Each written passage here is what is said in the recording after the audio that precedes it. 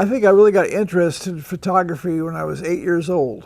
My dad was in the CC camps in Utah, and he was telling me about these little pictures he used to make.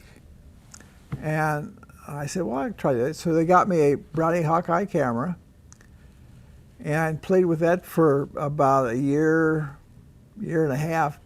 And I got more and more interested, and I ended up getting a twin lens Yashica 127. We went out to some of the parks when I was 10, so I really started getting more and more involved. And then when I got into college, I was an architectural major, which I couldn't draw that well. I couldn't do very well delineation, so I started making architectural models, and I started photographing them, and my first camera was a pinhole. That's how I got started. And then after a while, I got a little more sophisticated, got the 35 millimeter. I got the first 20 millimeter Flectagon for the Exacta that came in the country in 1962. So I've been photographing with wide angle since 1962, and I haven't quit. And then after college, I started in architecture. And during the summer and weekends, I had a Medalist 2 1/4, 3 1/4 camera that I started photographing, and also a Miranda. I don't know if people remember a Miranda. It was a Japanese camera owned by Americans. So I got really involved with nature photography, and then. In 1962 again, when I was dating my wife in Yosemite, I saw Ansel Adams' work in his gallery there in Yosemite. And I said, well, that's kind of an interesting way of things of doing it, photographing trees. And because back in that, okay, what was art photography back in the 50s and 60s and the earlier time? People were just discovering or kind of exploring what was art photography. So I basically emulated Ansel Adams, Edward Weston, and Win Bullock. I was my 3 photographers that I really enjoyed and I thought were really good. So I started emulating them, and then by probably 1970, 72, 73, I started developing my own style. And unfortunately, in 72, I went to color because I was trying to make a living, and you had to match your people's couches, the avocado refrigerators, the gold couches, shag carpets. So earth tones were in. So I started doing color, and it was very successful. But I was really interested in the nature part of the photography. I've always been into nature. I've never been photographing people or animals, architecture. I've always been looking for the primeval photographs. And I think that's my style, is looking for that.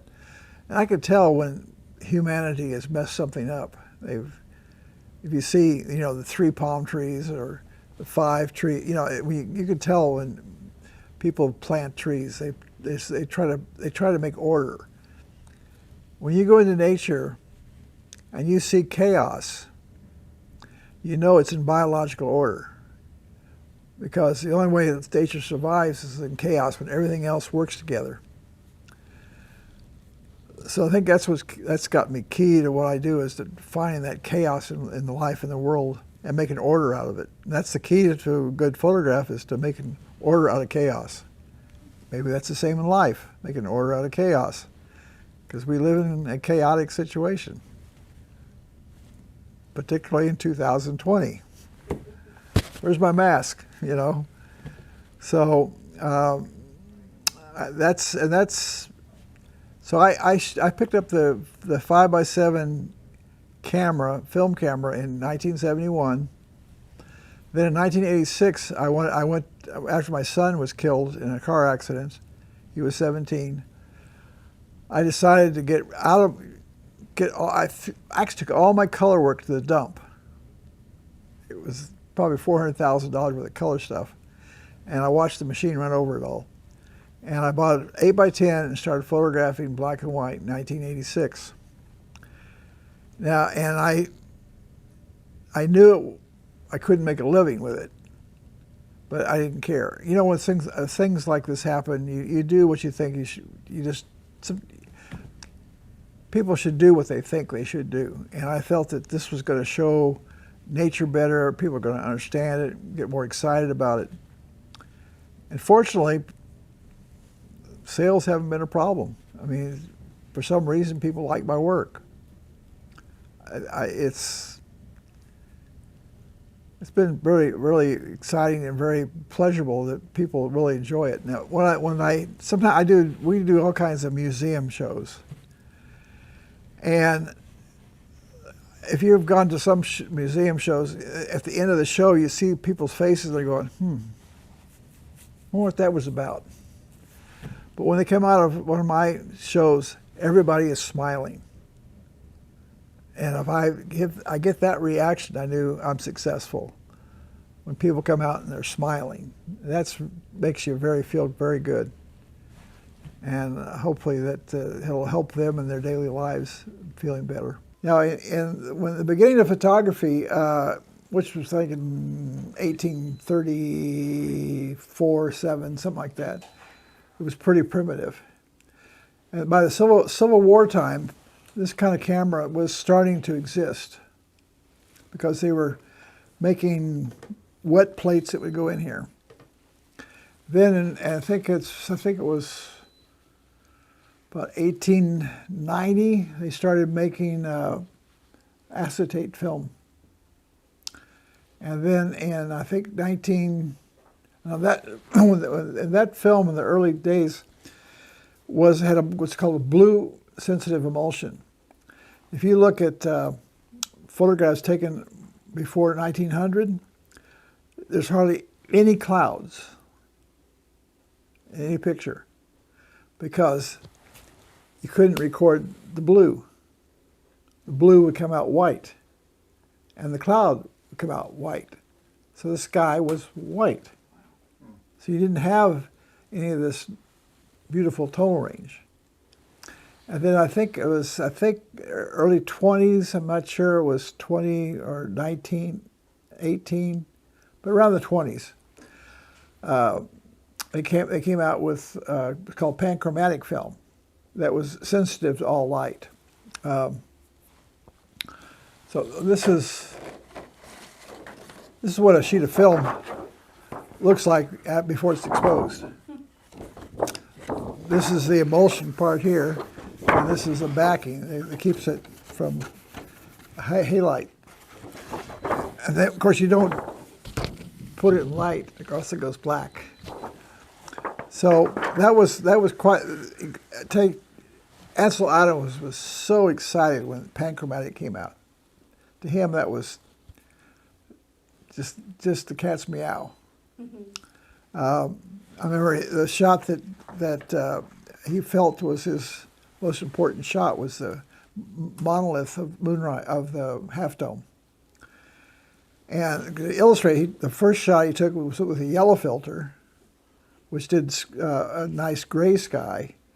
And the second shot he took was a red filter, so it made the sky go dark, gave it more drama. So at that period of time when he had panchromatic film, photographers started playing with different color filters. Color filters would control what hits the camera. In other words, if you want the sky to go dark, you have to have a filter that doesn't let that light through. Like this is orange. So that's for some of my big lenses. So when you put this on, it'll make the sky go dark and the clouds punch. So in the 20s, that was the first time that was available. Now in Photoshop, you do it with sliders. But back when you had to use film, you had to use this stuff. Now, with dealing with film, it's a whole different world.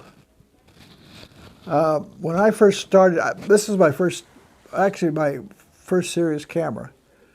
I bought this in 1971. That's what, 50 years ago? But I've had it rebuilt once, refinished. They put new bellows in it. It's just a box with a. It's real simple, so you can. In fact, this has been in water. Oh boy! Didn't hurt any. Just take a hose, wash it off, you know. So the whole process, particularly in Florida, people don't realize how difficult it is to take a picture in Florida with this film. This is my most popular size I use is 8 by 10. You put the piece of film, you pull this out in the darkroom, and you slide a piece of film in. And then this covers it up, and you put it in the camera, in the back of the camera here. And so that now it's in there, it's light tight. So when you pull this out, it exposes it to the lens. So then when you get it, then you hit the lens. Now, when I'm taking a landscape with, most of the time I'm using an orange or a red filter. If I'm using an orange filter and I use 100 ASA film. Now back in the 20s, I think it was 20 ASA, really slow film. So with this modern film, with an orange filter, bright sun, it's a 1 second exposure. So that means the grass can't be blowing. Mm-hmm. Nothing can be moving when you take the exposure. But being only 1 second, you know, you can watch, and all of a sudden you click it. You can usually get 1 second. But then when you go inside the woods, because when you're inside the woods in black and white, I don't like to have direct light because it's too much contrast. And that requires long exposures, up to 6 minutes. Okay. Now, I think it was 1930, Edward Weston was doing these close-ups of peppers, and he had because when you get this, when this is focused at infinity, if it's an f4.5 lens, it's f4.5. But when you focus it closer, actually the lens starts getting smaller because the circle of the lens is relationship to the distance from the camera. So his exposures were 8 hours. So it means if a truck came by, moved the camera, he had to start over the next day. He was, I think, working with, that was without a filter, but he was working with, I think, like say 25 ASA film. Now, people today, they use ISO. I've never used that. I can't say ISO. It's just, I'm an ASA person. So, in Florida, and any nature photography, large format's a challenge. But when I first started taking photographs, I wanted to make larger prints. And when I first started with this camera in the 1970s, the film wasn't that good. So I took a 5x7 to do a 4-foot print to get a real detail. But now, with the film today, you can do larger prints than that, probably 6 foot. Then if you want to do 8 foot, you really got to do 8 by 10.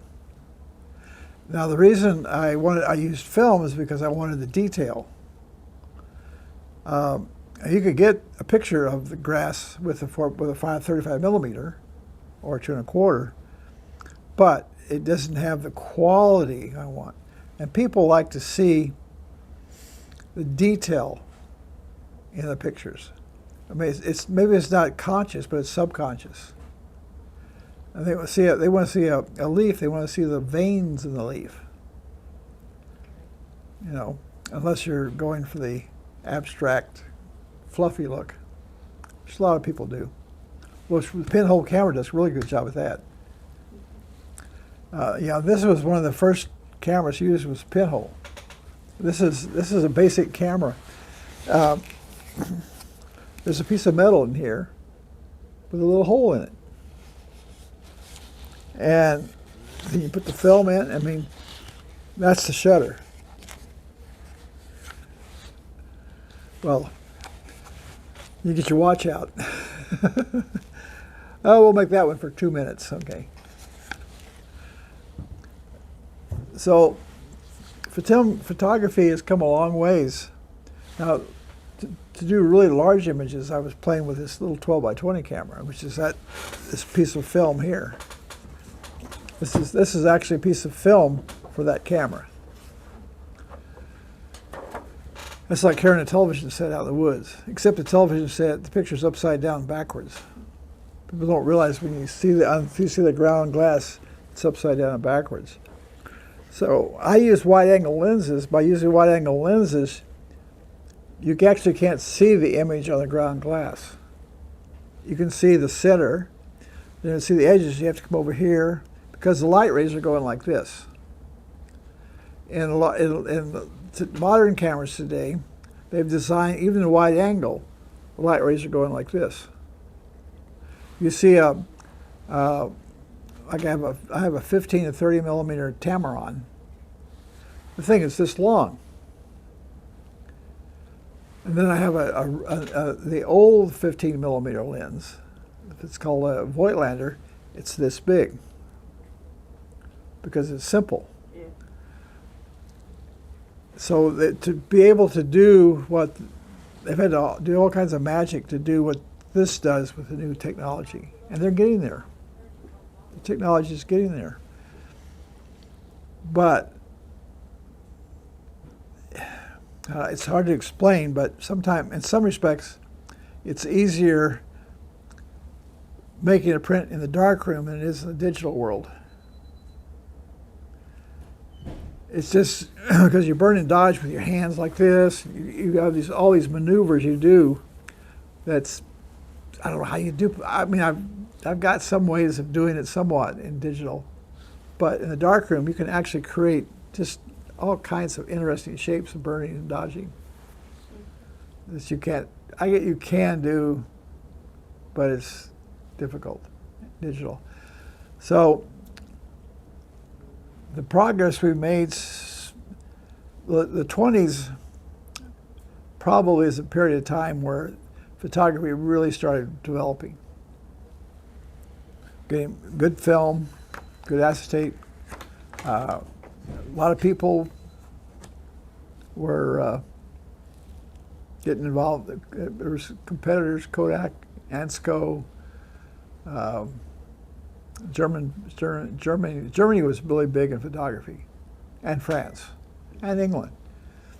And America came through with Eastman Kodak. Eastman Kodak is a company that invented digital photography.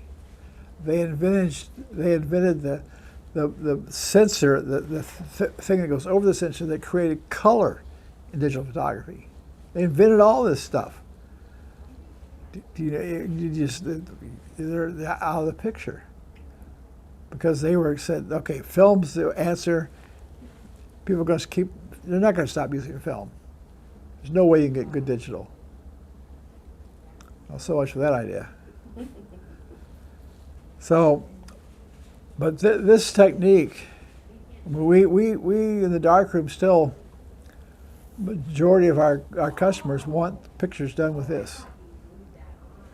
For one, I guess people feel that it was done more by hand, more personal. Even though when I do digital, it's kind of the same. I mean, it doesn't cost as much. To give you an idea of what film costs, in 2006, I did a 3-month tour across the country.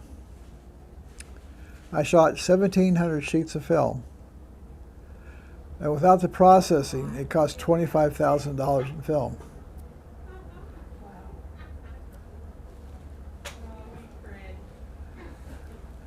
With the digital, you just put it in there and say, delete, put more on it, delete, put more on it.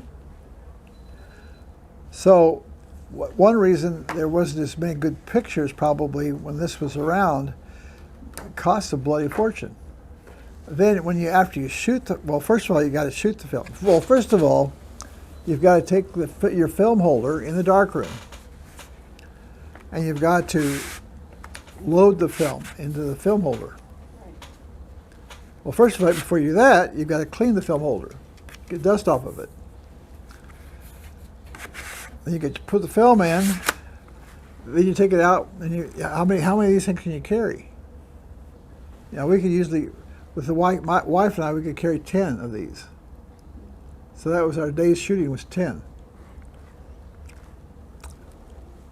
A lot of times we didn't shoot the 10, but so that's all. When anybody that's really been shooting around film, to shoot one scene, they use two sheets. There's a sheet on both sides. Because when I load this film, one of my hairs may have fallen on it. All kinds of physical problems with it. So then you get back, I have a portable darkroom. It's like a little tent. It's about this big. And you have to put this in the tent with an empty box. You got to take the film out, open it up, take the film out, put it in the box. Then, after you do that, you got to take them out of the tent and clean them. You got to put them back in the tent, put film in them again. That usually takes an hour, hour and a half, just to load the film and unload it. So we had to do that every day for 3 months. Oh, I was getting tired. Because we probably wouldn't go to bed till 11. Get up at 5. Oh boy. Maybe earlier sometimes. So that's one reason I think there wasn't as much photography taken, because there's so much involved in preparing for the shoot. And the cost. Like Ansel Adams, he didn't shoot really a lot for all the time he shot, because he couldn't really afford the film. So digital has helped that quite a bit. Okay, we're in the area of developing the film, from sheet film to roll film. Now, so the first thing, like in the sheet film, you put the film in this little guy here.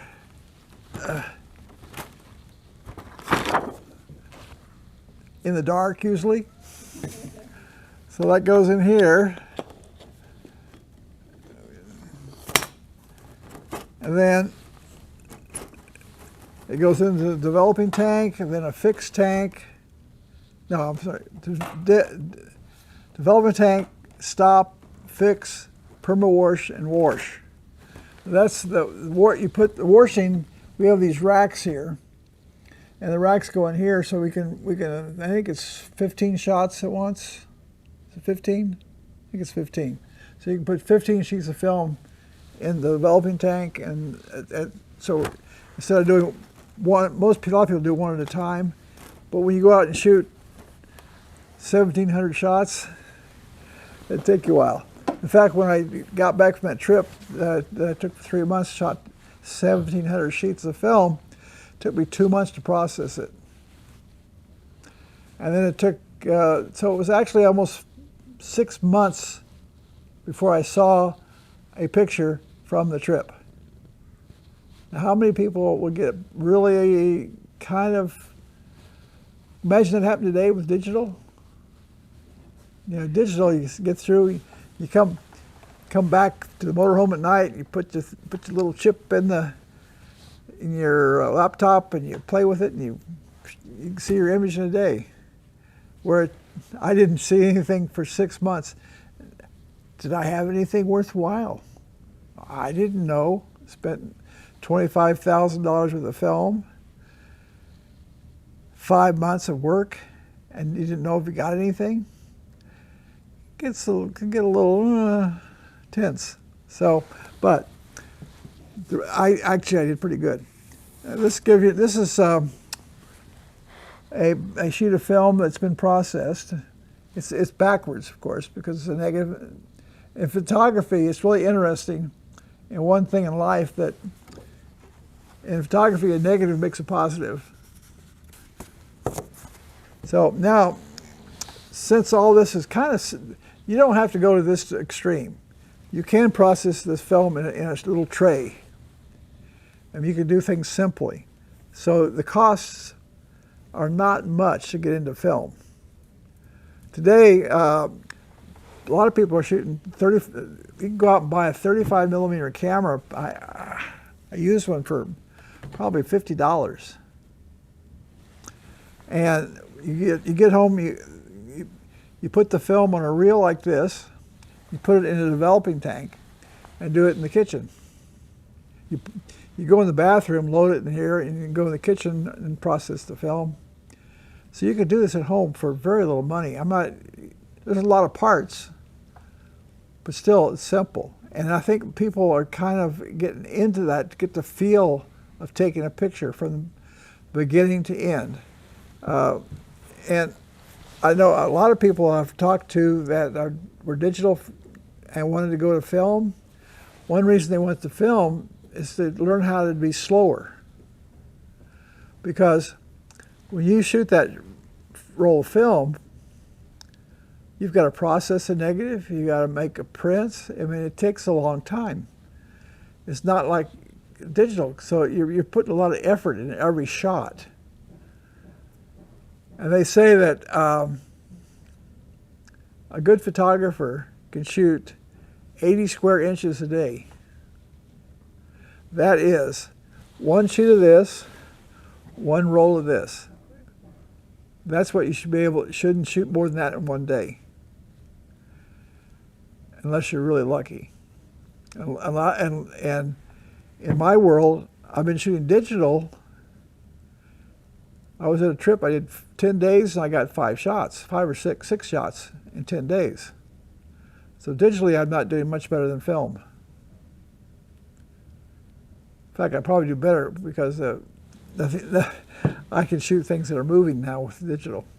But so it's really exciting that people can go home and do all this in the darkroom and don't have to send it out to the labs, because the labs used to be everywhere.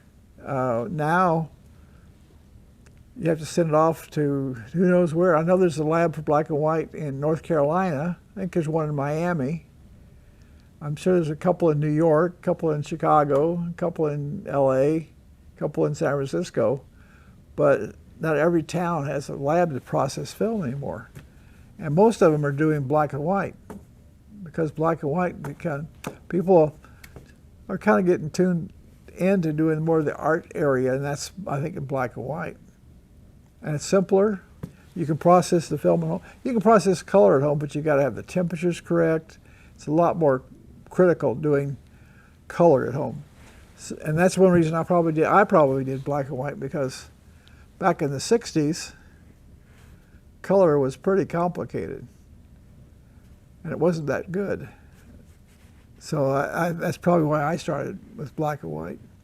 So these are all the tools you have to have. This is for a 3 1/4, 4 1/4. This is for a 4x5, 4x5, 5x7. I guess 5.7.